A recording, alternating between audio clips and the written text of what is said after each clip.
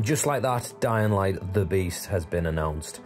And it was kind of discussed yesterday that this was probably the game that was being teased. There was this weird live action trailer that was put on Twitter, and some people had seen that there was a trademark filed for Dying Light The Beast.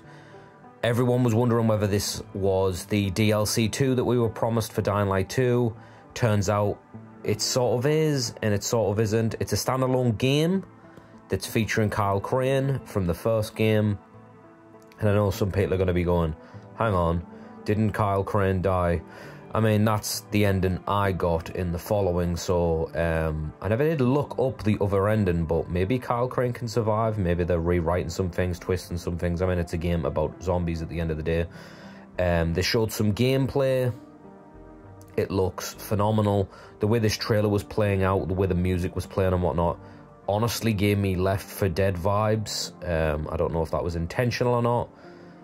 I didn't know if it was going to be some kind of weird spin-off for Dying Light, but you could tell with the fact that it said Techland at the start, it had to be involved in some way with Dying Light, right? With the way it was going on, the horror, the zombies, you know.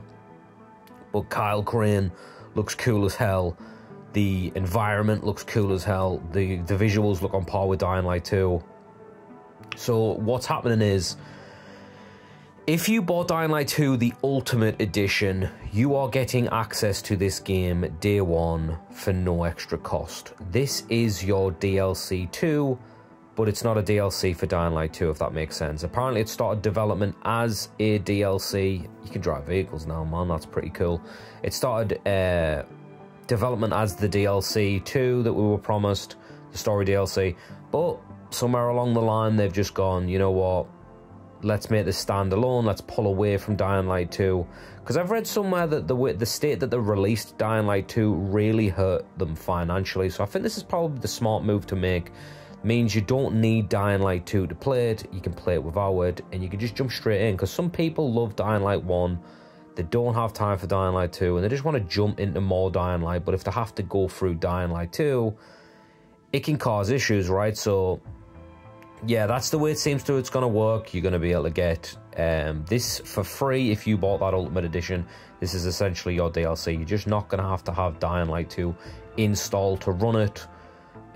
If you don't have Dying Light 2, you're going to have to buy it when it releases. Who knows when. The fact to show gameplay, it'll come out next year sometime, obviously.